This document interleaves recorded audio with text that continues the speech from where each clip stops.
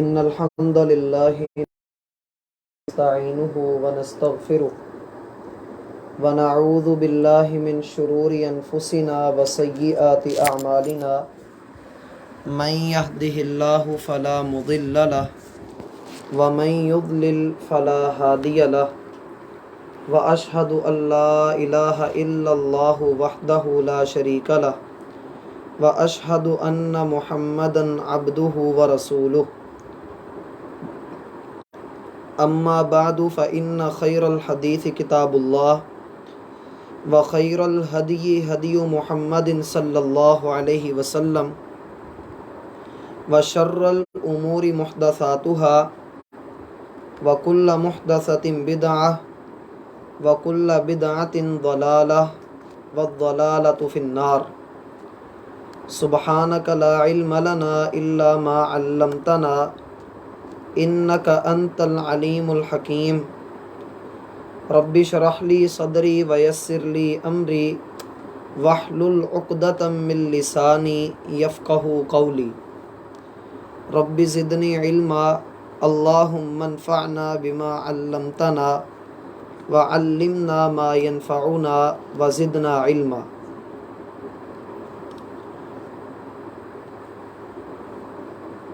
سورۃ الحدید کا دوسرا رکوع ہمارے سامنے ہے۔ اس دوسرے رکوع میں کل 9 آیات ہیں۔ اللہ رب العالمین نے اس رکوع کا جو بنیادی سبق ہمارے سامنے رکھا ہے وہ انفاق فی سبیل اللہ ہے۔ اللہ کے راستے میں خرچ کرنا، اپنی دولت کو نکال کر کھلے دل کے ساتھ غرباء پر، مساکین پر، مجاہدین پر اللہ سبحانہ و تعالیٰ کے راستے میں خرچ کرنا، یہ بنیادی طور پر آج کا ہمارا موضوع رہے گا۔ دوسری بات یہ کہ یہ سورۃ الحدید کا معنی ہوتا ہے لوہا، اور یہ سورت اپنے اندر ایک ذکر بھی لے کر آئے گی ایک آیت کے اندر، جس میں ہم پڑھیں گے کہ اللہ رب العالمین نے لوہے کو انسان کے لیے نعمت بنایا ہے۔ مزید برآں یہ بات بھی واضح رہنی چاہیے کہ اس دوسرے رکوع میں اللہ رب العالمین کچھ موٹی موٹی باتیں ہمیں سمجھائیں گے، اور اس سے قبل ہم نے جن باتوں کا مطالعہ کر لیا ہے وہ کچھ اس طرح کی باتیں تھیں کہ اللہ ہی اول و آخر ہے، ظاہر و باطن ہے، ہر چیز کو خوب جاننے والا ہے، اعمال اس کی طرف اٹھائے جاتے ہیں، مشکلات میں اسی کو پکارا جاتا ہے، لہٰذا حق بنتا ہے کہ تم اللہ رب العالمین کی بندگی کرنے کے لیے اس پر ایمان لاؤ اور اس کے بھیجے ہوئے رسولوں کی تصدیق کرو، اور اگر تم بڑا اجر چاہتے ہو تو اللہ کے راستے میں خرچ بھی کرو۔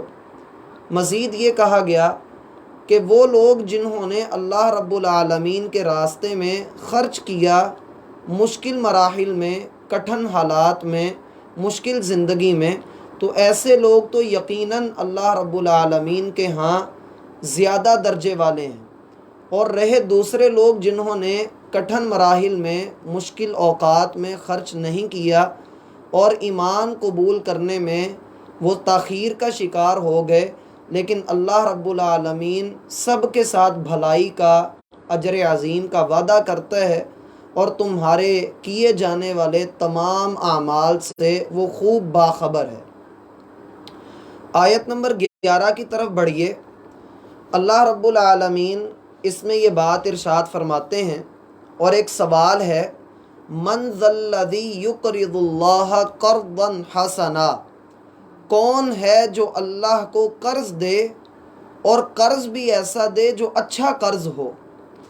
قرض میں اس بات کو ملحوظ خاطر رکھا جاتا ہے کہ ہم جس کو اپنا مال دے رہے ہیں وہ اس کو واپس لوٹانے کا مجاز ہوگا، وہ اس بات کا پابند ہوگا کہ اگر اس نے ہم سے ہمارا مال لیا ہے تو وہ ہمارا مال ایک متعین مدت کے بعد واپس کرے، اور اگر وہ واپس نہیں کرے گا تو ہم قانون کی مدد لے کر اس سے وہ مال یا اپنی کوئی بھی چیز واپس لینے کی کوشش کریں گے۔ ہم نے کل کی آیات میں یہ بات پڑھی کہ مال تو اصل میں اللہ ہی کی عطا ہے۔ یہ دنیا میں جس کسی کو بھی اللہ رب العالمین نے عطا کیے ہے وہ اپنی جناب سے عطا کیے ہے، اور کوئی شخص اپنی مرضی سے مال و دولت میں آگے نہیں بڑھ سکتا جب تک اللہ نہ چاہے۔ اللہ نے فقیر کو آزمایا اس سے مال لے کر، اور امیر کو آزمایا اس کو مال دے کر۔ وَنَبْلُوكُمْ بِالشَّرِّ وَالْخَيْرِ فِتْنَةً، اللہ رب العالمین فرماتے ہیں ہم تمہاری آزمائش کریں گے شر کے ذریعے بھی اور خیر کے ذریعے بھی۔ ان الانسان لحب الخیر لشدید، انسان مال کی محبت میں بڑا ہی سخت واقع ہوا ہے۔ تو انسان کے دل میں جب مال کا بت بیٹھ جاتا ہے تو اس بت کو نکالنے کے لیے اللہ رب العالمین نے اس صورت کے اندر اور پورے قرآن کریم کے اندر جا بجا مقامات پر یہ حکم دیا کہ اللہ کے راستے میں خرچ کیا جائے، اللہ کے راستے میں اپنے مال کا منہ کھول دیا جائے، اور صحابہ کرام نے اس بات پر عمل کر کے دکھایا۔ صحابہ میں سب نے اپنی اپنی بساط کے مطابق، اپنی اپنی ہمت اور استطاعت کے مطابق اللہ کے راستے میں خرچ کیا۔ اور حدیث میں آتا ہے کہ اگر تم میں سے کوئی بندہ اخلاص کے ساتھ، ایمان کے ساتھ اللہ کے راستے میں خرچ کرے، خواہ وہ آدھی کھجور کا ٹکڑا ہی کیوں نہ ہو، اللہ رب العالمین اسے قبول کرتا ہے اور اپنے دائیں ہاتھ میں اس کو پکڑ لیتا ہے، اور اللہ رب العالمین اس کی پرورش کرتا ہے۔ کما یربی احدکم فلوہ، جیسے تم میں سے کوئی ایک اپنے گھوڑے کے بچے کی پرورش کرتا ہے۔ حتی تکون، یہاں تک کہ وہ ایک کھجور کا ٹکڑا احد پہاڑ کے برابر اللہ کے ہاں اجر والا بن جاتا ہے، اور بندے کے نامہ اعمال میں اللہ رب العالمین اس کو یہ اجر عظیم عطا فرماتے ہیں۔ مزید اللہ رب العالمین نے ہمارے کھجور کے ٹکڑے کی پرورش کی جاتی ہے، اور اسی طرح اس کی نگہداشت کی جاتی ہے جیسے گھوڑے کے بچے کی نگہداشت انسان کرتا ہے۔ یعنی یہ اس کو بتایا گیا ہے کہ تمہارا اجر ضائع نہیں گیا۔ اور یہ بھی اس حدیث کے اندر اشارہ ہے کہ انسان لاکھوں خرچ کرے، اللہ کو اس کی ضرورت نہیں۔ ضرورت اس بات کی ہے کہ انسان کے دل میں مال کا بت بن کر نہ بیٹھے، اور یہ کہ انسان کوالٹی کے ساتھ خرچ کرے، کوانٹٹی کے ساتھ خرچ نہ کرے۔ جتنا اخلاص کے ساتھ یہ خرچ کرے گا، پھر خواہ وہ انسان کا جو ہے وہ ایک آنا ہی کیوں نہ ہو، اللہ کے ہاں وہ مقبول ہے۔ غزوہ تبوک کے موقع پر جب رسول اللہ صلی اللہ علیہ وسلم نے صحابہ کرام سے کہا کہ آپ اللہ کے راستے میں جہاد فنڈ جمع کروائیں، تو ایک صحابی نے ایک یہودی کے باغ میں ساری رات پانی لگایا، اور اگلی صبح اس کو کچھ کھجوریں ملی جو قریباً 5 کلو تھیں۔ اس نے 2.5 کلو گھر والوں کے لیے رکھ دیں، اور 2.5 کلو اس نے لا کر نبی علیہ الصلاۃ والسلام کو دیں، اور کہا اے اللہ کے رسول صلی اللہ علیہ وسلم، میرے پاس صرف یہی مال ہے، کچھ میں نے اپنے گھر والوں کو دے دیا اور کچھ میں نے لا کر یہ رکھ دیا۔ منافقین نے اس کا مذاق اڑایا اور کہا دیکھو یہ لوگ آج کی سپر پاور سے ٹکر لینے کی بات کرتے ہیں، اور چند کھجوروں کے ساتھ یہ اس ملک کو فتح کرنے کی بات کرتے ہیں۔ نبی علیہ الصلاۃ والسلام نے مسجد نبوی کے اندر لگے ہوئے جو بڑے بڑے ڈھیر تھے سونے چاندی کے، جو لوگوں نے جہاد فنڈ کے لیے جمع کروائے تھے، آپ نے وہ کھجوریں اس کے اوپر الٹا کر بکھیر دیں اور فرمایا کہ اللہ نے اس کو قبول کر لیا ہے۔ اللہ سبحانہ و تعالی بندے سے کوالٹی چاہتا ہے، کوانٹٹی نہیں چاہتا۔ آپ دیکھتے نہیں کہ اللہ رب العالمین نے ایک شخص کو صرف اس لیے بخش دیا کہ وہ رستے پر چلتا ہوا جا رہا تھا اور اس نے ایک شاخ ہٹا کر لوگوں کو مصیبت سے نجات دلائی تھی، تو اللہ اتنا پسند آیا کہ وہ اچھلتا ہوا جنت میں داخل کیا گیا۔ یقرض اللہ قرضا حسنا، یہاں پر چونکہ مال کو ہے آپس میں گہرے ربط کے اندر ہیں۔ ان کا آپس میں بڑا گہرا تعلق ہے۔ وہ اس طرح سے کہ انسان محنت کرتا ہے، اپنی جسمانی توانائی کو صرف کرتا ہے اور پھر مال کماتا ہے۔ جب اسے مال حاصل ہو جاتا ہے تو پھر انسان اس مال کو حاصل کرنے کے بعد سکون اندر ہے، جس کی بنا پر انسان مال میں اپنا حق سمجھتا ہے کہ جو مال میں نے کمایا ہے اپنی صلاحیت اور اپنی محنت کے ذریعے سے کمایا ہے۔ اب یہاں پر اسی چیز کو جو آپ حاصل کی تھی، اب وہ چیز آپ کی نہیں کمایا، در حقیقت وہ صلاحیت بھی اللہ کی ہے۔ تو آپ اپنی جان سے کمایا ہوا مال اور وہ جو چیز آپ نے کمائی دیں، اور یقیناً یہ بڑا عظیم کام ہے اور بڑا ہی مشقت والا کام ہے۔ اس کے لیے دل کھولنا پڑتا ہے اور دل سے دنیا کو کھینچ کر نکالنا پڑتا ہے، پھر کہیں جا کر انسان اس لیول پر جاتا ہے جسے ہم قرض حسنہ کہتے ہیں، کہ یہاں پر انسان کے وقت کی بات بھی ہوتی ہے۔ انسان کی جان، انسان کا مال اور انسان کا وقت، یہ تینوں چیزیں لازم ہیں، کیونکہ کے لیے کام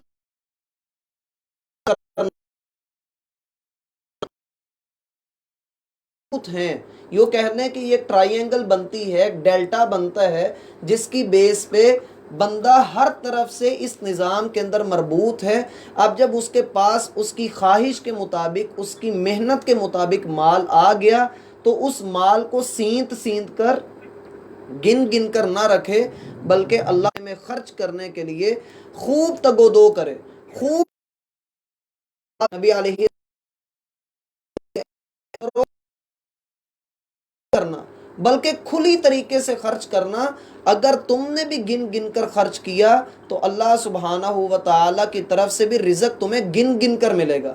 اس لیے بندے کو چاہیے کہ کھلے دل کے ساتھ اللہ کے راستے میں خرچ کرے۔ 50-60 روپے بچانے کی خاطر بندہ جو ہے اگر نیکی سے محروم رہ جائے تو یہ کوئی بندے کی کامیابی نہیں۔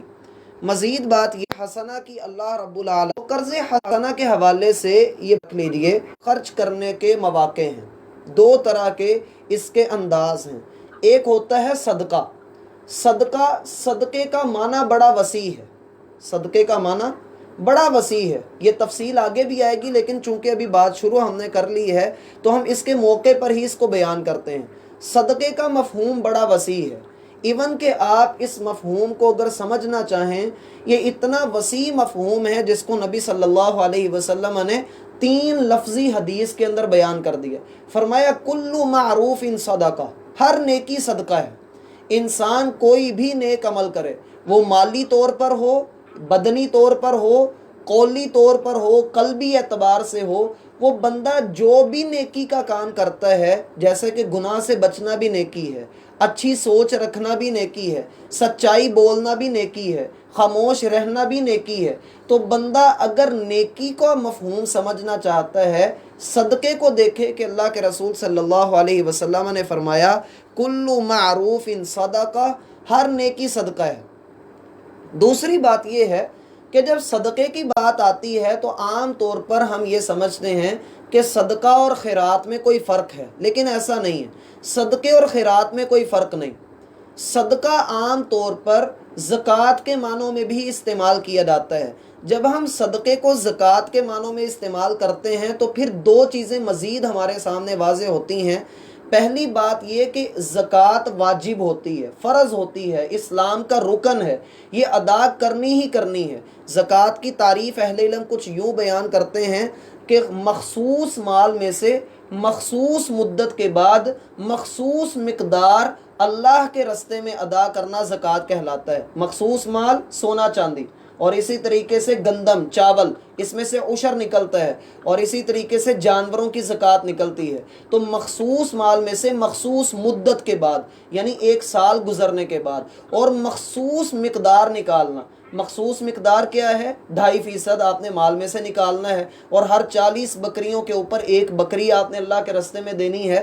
تو یہ مخصوص مال، مخصوص متعین، مخصوص مقدار کے اوپر مخصوص زکوٰۃ واجب ہوتی ہے، اور چونکہ یہ صاحب نصاب کے اوپر ہوتا ہے، دوسری بات ہوتی ہے نفلی صدقہ، جو عام طور پر ہمارے پاس غربا مساکین آتے ہیں اور ہم ان کی مدد کر دیتے ہیں۔ اور اس نفلی صدقے میں یاد رکھیے سب سے پہلا حق بندے کے اپنے قریبی رشتہ داروں کا ہے۔ بندے کے جو قریبی رشتہ دار ہیں، والدین کو صدقہ نہیں دیا جا سکتا، والدین کو زکوٰۃ نہیں دی جا سکتی۔ اولاد اگر اپنے والدین کو کچھ دے تو اولاد کے اوپر فرض ہے کہ وہ اپنے والدین کی خدمت کرے۔ ہاں اگر والدین چاہیں تو والدین اپنی اولاد کے اوپر ایسا مال خرچ کر سکتے ہیں، اس کی وجہ یہ ہے کہ جب اولاد خود کفیل ہو جائے۔ لیکن زکوٰۃ کے جو معاملات ہیں ان کے مصارف اللہ سبحانہ و تعالی نے ذکر فرما دیے۔ مزید یہ بات بھی کہ صدقہ جو ہوتا ہے وہ قریبی رشتہ داروں کو، جیسے کہ اگر قریبی رشتہ داروں کے اوپر آپ خرچ کرتے ہیں تو آپ کو دگنا اجر ملے گا۔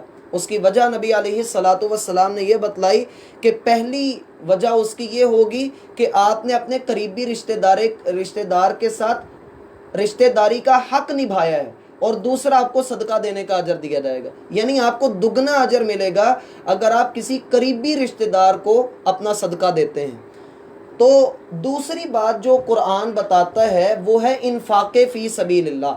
صدقے کے ساتھ جس چیز کو خرچ کرنے کا حکم دیا جاتا ہے وہ ہے انفاق فی سبیل اللہ۔ صدقے میں زکوٰۃ بھی آ جاتی ہے، عام طور پہ نفلی صدقات بھی آ جاتے ہیں، اور یہ ایسا صدقے کا آگے ہم پڑھیں گے کہ اللہ رب العالمین نے وہاں پر جو لفظ استعمال کیے ہیں ان کی مراد یہ ہے کہ مسلمان ہمیشہ صدقہ کرتا رہتا ہے، کبھی وہ اس کام کے اندر سٹے نہیں لیتا، وہ ہمیشہ صدقہ کرتا رہتا ہے، اللہ کے راستے میں اپنا مال نکالتا رہتا ہے، روز کی بنیاد پر نکالے، ہفتہ وار نکالے، ماہانہ نکالے یا سالانہ نکالے، یہ اس کی اپنی مرضی ہے، لیکن مسلسل وہ دیتا رہتا ہے۔ اور انفاق فی سبیل اللہ، انفاق فی سبیل اللہ یہاں جہاد کے معنوں میں ہے، جیسا کہ ہم نے کل بھی ذکر کیا تھا کہ انفاق فی سبیل اللہ کا مفہوم یہ ہے کہ بندہ اس وقت اللہ کے راستے میں خرچ کرے جب ضرورت ہو اپنے آپ کو بھی، لیکن دوسروں کو اپنے اوپر ترجیح دے کر جہاد کے راستے میں یا مسلمانوں کی فلاح و بہبود کے معاملات میں یا قحط کے دنوں میں بندہ خرچ کرے، جیسا کہ سورۃ البلد میں آپ نے یہ بات پڑھی تھی کہ فی یوم ذی مسغبہ، اگر یہ چاہتا ہے کہ یہ نیکی کے راستے کے اوپر چلے اور نیکی کو پا لے تو پھر اس کے لیے لازم ہے کہ یہ قحط کے دنوں میں، مشکل کے ایام میں اللہ کے راستے میں خرچ کرے۔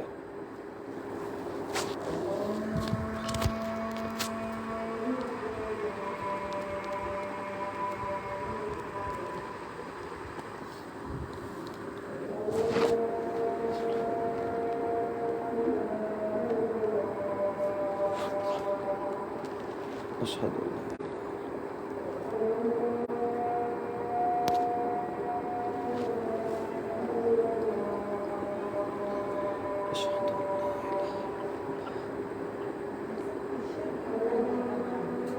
جی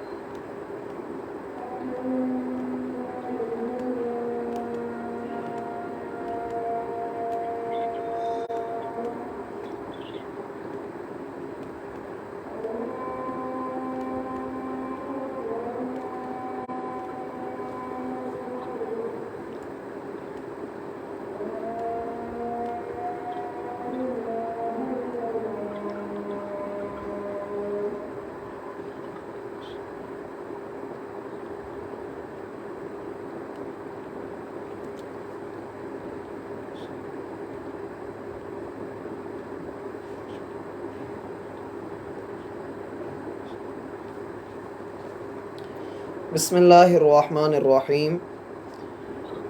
ہم بات کر رہے تھے کہ انفاق فی سبیل اللہ کا بنیادی طور پر یہ مفہوم ہے کہ مصیبت کے ان ایام میں خرچ کیا جائے جب دوسروں کو ضرورت ہو۔ تو اس اعتبار سے یہاں پر جو قرض حسنہ کی بات کی جا رہی ہے وہ صدقے کو بھی شامل کرتا ہے اور انفاق فی سبیل اللہ کو بھی شامل کرتا ہے، کیونکہ موجودہ حالات میں قحط بھی ہے اور دنیا کفر کے ساتھ مسلمان جہاد بھی کر رہے ہیں۔ تو اس اعتبار سے بندے کو چاہیے کہ بندہ دونوں طرف ہی کچھ نہ کچھ حصہ ڈالنے کی بھرپور کوشش کرے۔ اب یہاں پر یہ بات آ جاتی ہے کہ قرض حسنہ جب بھی بندے نے دینا ہے، حسن کا معنی چونکہ اچھا ہے، وہ قرض اچھا کب بنتا ہے اس بات کے اوپر بھی تو غور کیا جائے۔ ایک آدمی اللہ کے راستے میں ڈھیروں مال خرچ کرے لیکن اسے اس کا کچھ فائدہ نہ ہو، جیسا کہ حدیث میں آتا ہے کہ ایک آدمی کو کل قیامت والے دن لایا جائے گا اور یہ وہ آدمی ہوگا جو سب سے پہلے جہنم میں گرایا جائے گا، اور اس کے ذریعے سے اللہ رب العالمین جہنم کی آگ کو بھڑکائیں گے۔ اور اس کا جرم کیا ہوگا کہ اس نے اللہ کے راستے میں ڈھیروں مال خرچ کیا، لیکن خرچ کس نیت کے ساتھ کیا؟ ریاکاری کے ساتھ، دکھلاوے کے ساتھ، لوگوں کو دکھانے کے لیے اس نے اپنا مال خرچ کیا، تو اللہ رب العالمین اس کو جہنم کا ایندھن بنا دیں گے۔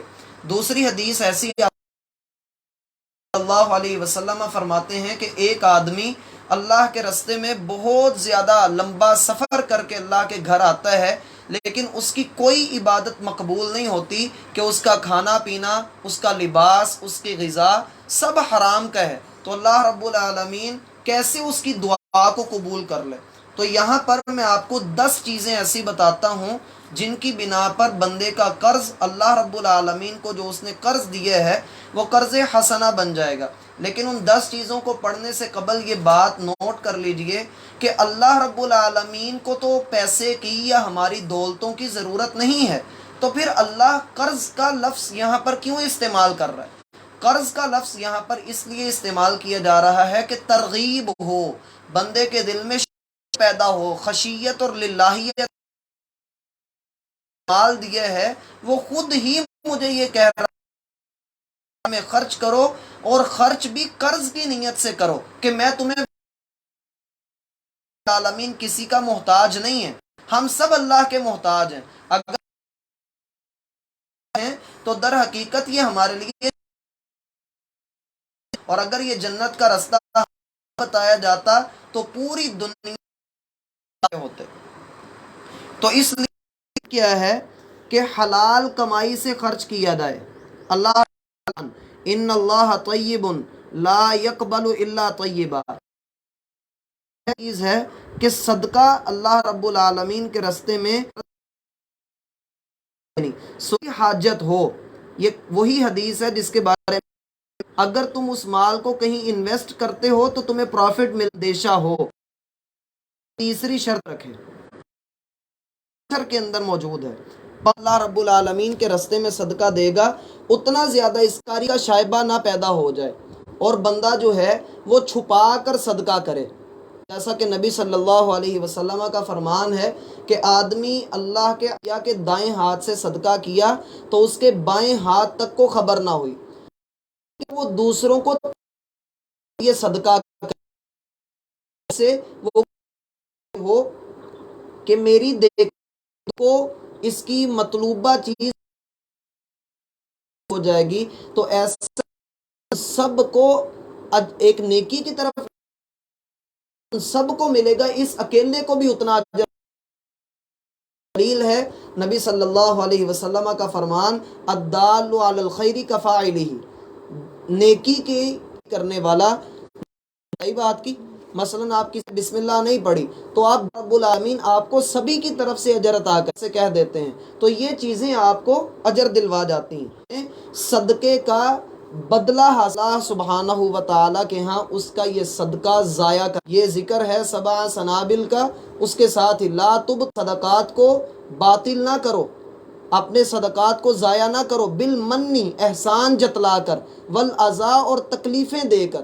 مطلب بعض لوگ صدقہ کرتے ہیں، غریب کی غربت کا ناجائز فائدہ اٹھاتے ہیں اور سورہ مدثر میں اللہ کا فرمان کہ وَلَا تَمْنُن تَسْتَكْثِرْ، آپ کسی پر صدقہ کریں تو پھر اس سے بدلے کی امید نہ رکھیں کہ وہ بھی مجھے دے گا. نہیں، ایسا نہیں، ایسی نیت نہیں رکھنی. یہ باتیں صدقے کو برباد کر دیتی ہیں. 7ویں شرط، صدقے میں ریاکاری کا اندیشہ نہ ہو. 8ویں شرط، اپنے دیے ہوئے صدقے کو حقیر سمجھے اور یہ خیال کرے کہ جو صدقہ میں نے کیا ہے اس پر میرے نفس کو پھولنا نہیں چاہیے، یہ اللہ کی اطاعت ہی اللہ کے راستے میں نے دے دیا. 9ویں شرط یہ ہے کہ جب بھی صدقہ کرے تو اپنا بہترین مال اللہ کے راستے میں خرچ کرے.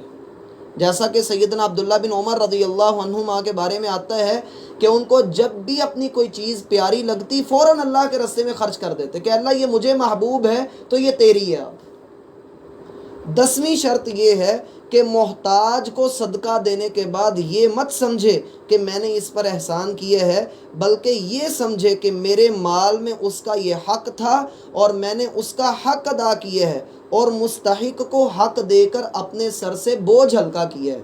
دیکھیے اللہ رب العالمین نے معاشرے کے اندر 2 طرح کے لوگ بنائے ہیں، کچھ فقیر ہیں کچھ امیر ہیں. تو اللہ رب العالمین نے امیروں کو مال دیا ہے اور قرآن میں جا بجا اس چیز کا حکم موجود ہے کہ وَآتَ الْمَالَ عَلَى حُبِّ، مال کی محبت کے باوجود اللہ کے راستے میں اس کو خرچ کرنا اور سوال کرنے والوں کو دینا، تنگی میں خرچ کرنا، خوشحالی میں خرچ کرنا، یہ ایمان والوں کی صفات بھی ہیں اور مال کے حقوق بھی ہیں. اور بندہ جب ان کو ادا کرتا ہے تو در حقیقت اپنے سر سے بوجھ ہلکا کر رہا ہوتا ہے. باتیں سمجھ آ رہی ہیں؟ مزید اللہ رب العالمین نے فرمایا کہ اس کے 2 فائدے ہوں گے، اس قرض دینے کے 2 فائدے ہوں گے، ایک دنیا کا فائدہ اور ایک آخرت کا فائدہ. اور اگر دونوں کو آخرت میں رکھ لیں تب بھی بہتر ہے، اور اگر دونوں کو زندگی میں رکھ لیں تب بھی بہتر ہے. کیفیت حالت کچھ یہ ہے کہ یہاں پر اللہ سبحانہ و تعالیٰ نے میری نظر میں میرے ناقص علم کے مطابق 6 جگہوں کا ذکر کیا ہے ایک آیت کے اندر. یہ جو 2 لفظ آگے آ رہے ہیں فَيُضَاعِفَهُ لَهُ وَلَهُ أَجْرٌ كَرِيمٌ، یہ 6 چیزیں ہیں. مثلا اگر ہم ایک کو دنیا میں رکھ لیں اور ایک کو آخرت میں رکھ لیں تو پہلی چیز کو رکھ لیں دنیا میں، فَيُضَاعِفَهُ لَهُ، اللہ اس کو بڑھا کر کئی گنا عطا کرے گا.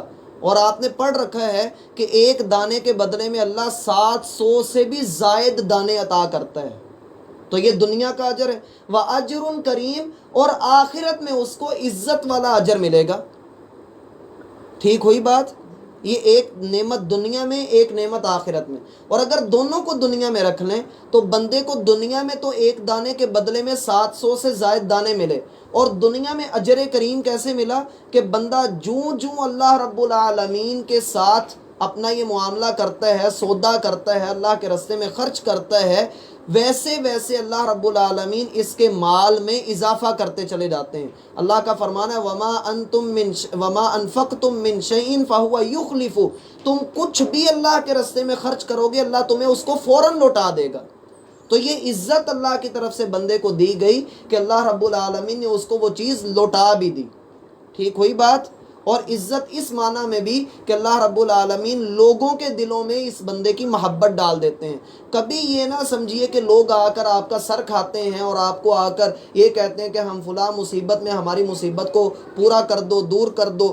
آپ خوش ہو جائیے کہ رسول اللہ صلی اللہ علیہ وسلم کا فرمان ہے ان احب الناس الی اللہ، اللہ رب العالمین کے ہاں سب سے پسندیدہ بندہ، سب سے محبوب بندہ وہ ہے جو لوگوں کو فائدہ دینے والا ہوتا ہے.